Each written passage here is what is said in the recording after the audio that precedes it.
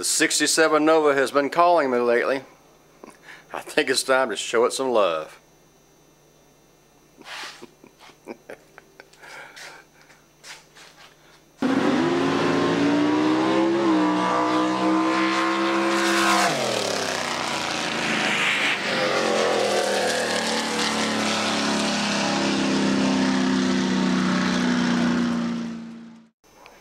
I've been gathering parts for years for this car. Start rounding up everything and see what I have. Alright, let's see, that's the oil pump right there. Chevy 2 specific. It's backwards. Shorter drive shaft. It's got a front sump special pan. The sump's in the front, so I got another oil pan for that. Special pickup.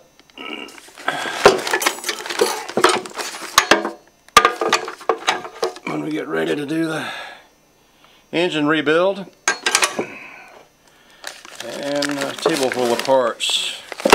Clutch fork, clutch adjusting rod, all kinds of nuts and bolts and hardware for the clutch, some kind of clutch bracket. And here's a Z-bar.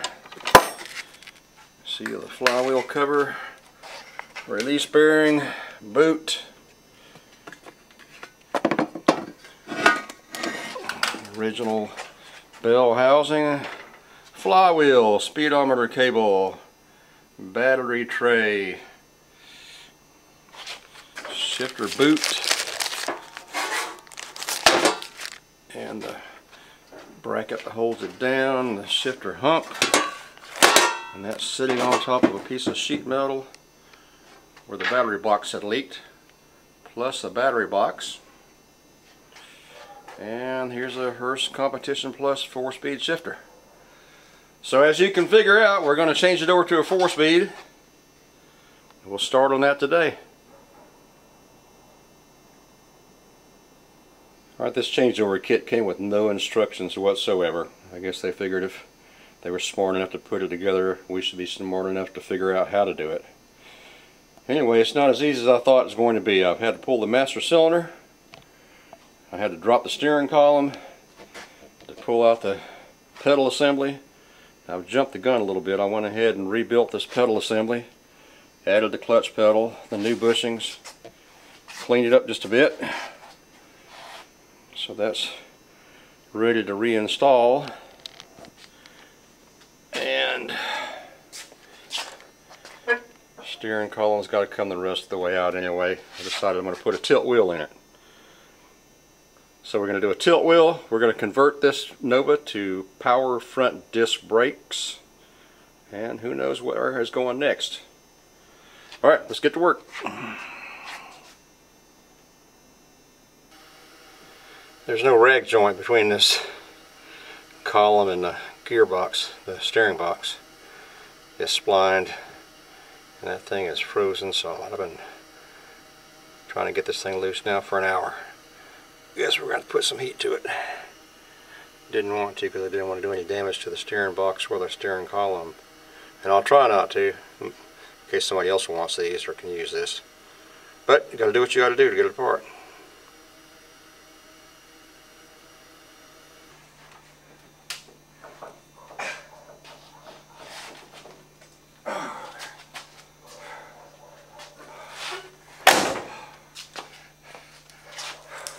Well, that didn't come easy. The manual said loosen the bolt, shake it, and guide it out. Simple as that. 2 sentences. Yeah, it took me about 2 hours, a big hammer, and a lot of heat.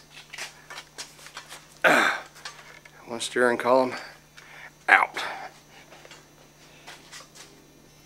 This Nova came with manual steering. Slow, very slow. About 5.5 turns lock to lock as I recall. My 66 Super Sport had the same steering and really didn't bother me any. But whoever owned this car had dealer installed power steering added, and it worked okay. It leaked a little bit. Now my question is, do I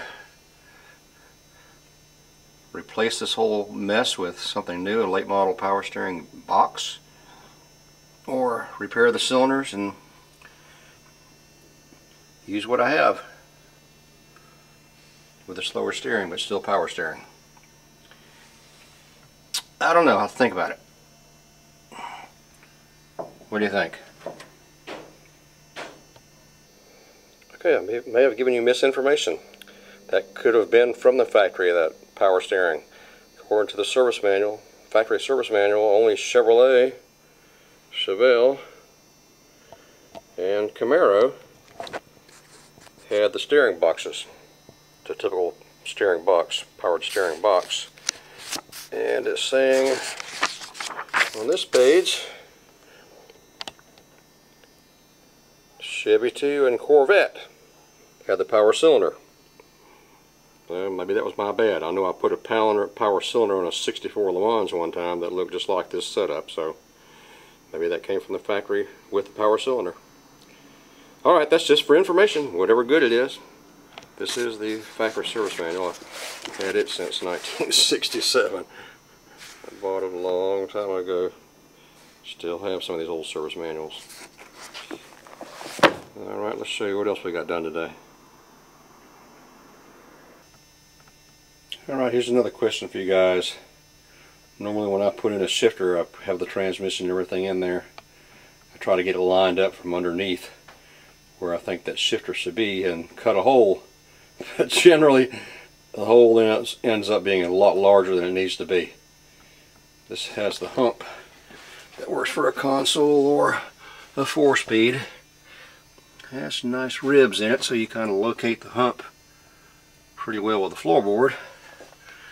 I would think by now somebody surely has a template or something that you could just lay down on the floor and know exactly where to make your cut and keep it small.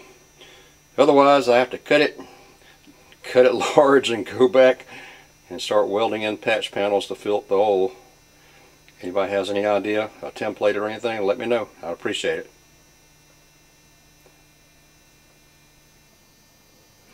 The delivery service says that my power front disc brakes are coming in first. So I've gone ahead and start ripping this all off. Unfortunately, I have to change the spindles for the power front disc brakes. So I've got the backing plate off the brake hub, brake shoes, drum, all that sort of thing. Tearing down the front suspension now. I guess since I have to take the upper lower control arm, upper and lower ball joints loose, I may as well go ahead and replace them while I have it down. They look good, they look tight, but I'm this far, I may as well spend the extra 50, 75 bucks, whatever they are these days. Change those at the same time.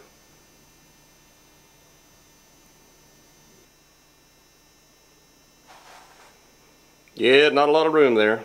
I'm getting too old to be working on the floor, but that's the way it is. I'll raise this up a little bit higher, give me a few inches more, but dang, I wish I had a lift. I guess that's on my things to buy list somewhere down the road. A lift for sure. Okay, I realize I haven't put up a video in about 2 months.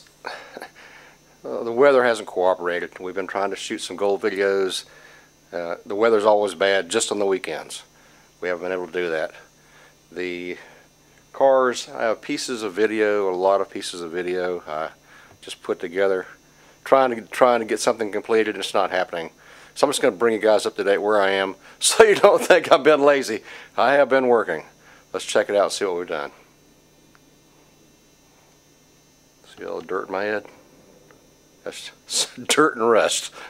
Okay, here's part of my frustration. That's 3 more boxes of parts that came in. When I did the intro to the part 3 of the Nova, where I was getting that I'm putting up now, that was 6 weeks ago. Parts just keep trickling in, and the part that I need the most, the actual suspension parts, haven't arrived. Everything is back ordered. I don't know what the deal is. These are big companies. If you're going to back order everything for 4, 5, 6 weeks, you need to put a note in there. We don't keep any inventory. We just have inventory in our catalog. It's pretty frustrating. So Nova's on hold, waiting on coil spring compressor, which is the main thing, and of course there's some other parts that are back ordered.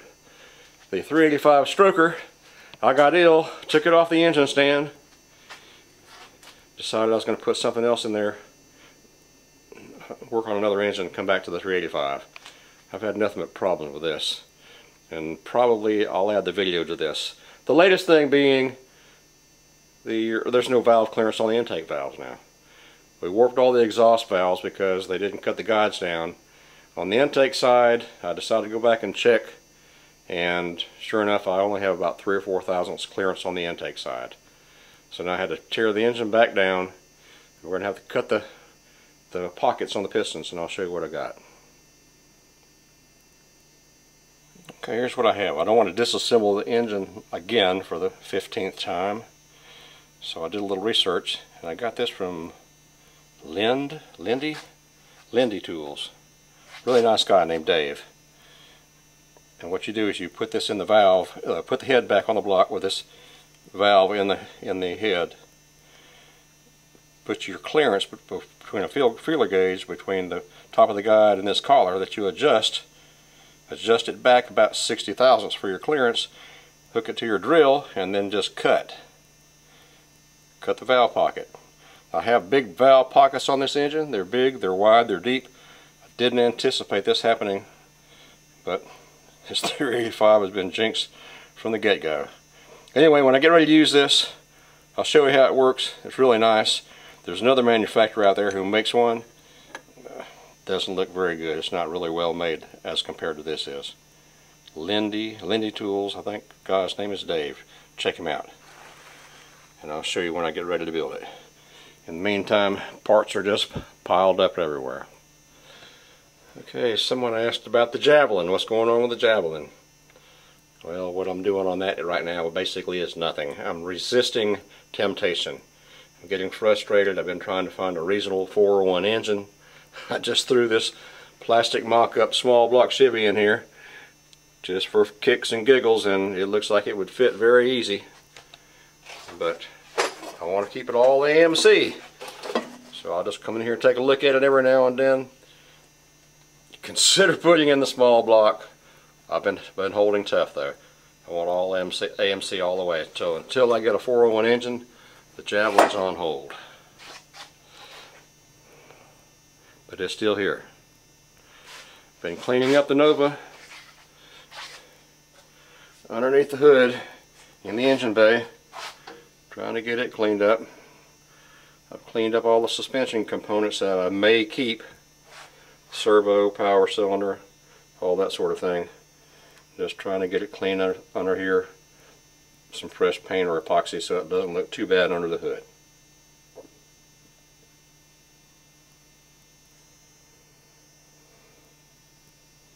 I may be repeating myself, I'm not sure. This is the 49er. I replaced the toe board, welded in all the way around. I put in a new floorboard front section here. I think I'm just going to cut this little back section right here and butt weld it. That way I'll have a butt weld pretty much all the way around.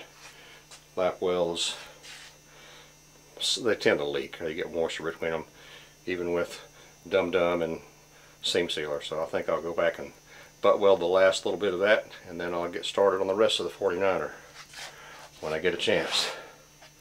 Floors look really nice. Just have to clean them up. Get the rust queen out here. I need to get the rust queen out here. Where are you, rust queen? Never around when I need her. The TR6 is patiently waiting. I'm not going to touch it until I get another building. I'm gonna probably start another building in the next few months. I'm just out of space, and I'm tired of snaking around through the shop, so I'm not going to touch it until I'm able to have room to work and do it right. Let's go check the next car. That's Tina's 47 olds, I believe. 47 olds coupe. I've got it under the shed, covered up right now. I think I'm going to put a front subframe, late model front subframe on it, because that one's going to need a lot of work anyway. And then we'll get started back on that when I get a chance. The Plymouth Rock, old faithful Betsy as we call her. I just take her up and down the road and drive it around the block a few times, about once a week. Still purrs like a kitten. Sweet little car. And the IROC, I do the same thing. About every 2 weeks or once a week, I'll start it up, drive it around a little bit. Runs good. Just haven't had time to do much to it. I did find a 5-speed conversion for it. Changeover, 5-speed changeover. I'm going to pick that up next week. Pull out the 700 R4 and go with a 5-speed, and then drop a 383 or a 385 if I ever get one finished in this thing. And I have a yard full of boats that just sit here. My buddy's been sending me emails and pictures of all the crappie they're catching. Really nice big slab crappie. So I guess I'm going to have to squeeze in a fishing trip sooner or later. Sooner the better, I hope. And I guess that pretty much brings you up to date where we are. Not lazy, working, trying to get things done. Just not making a whole lot of progress. Hope to make some more progress soon. Appreciate you guys watching. Goal video coming up pretty quick too. Thanks a lot.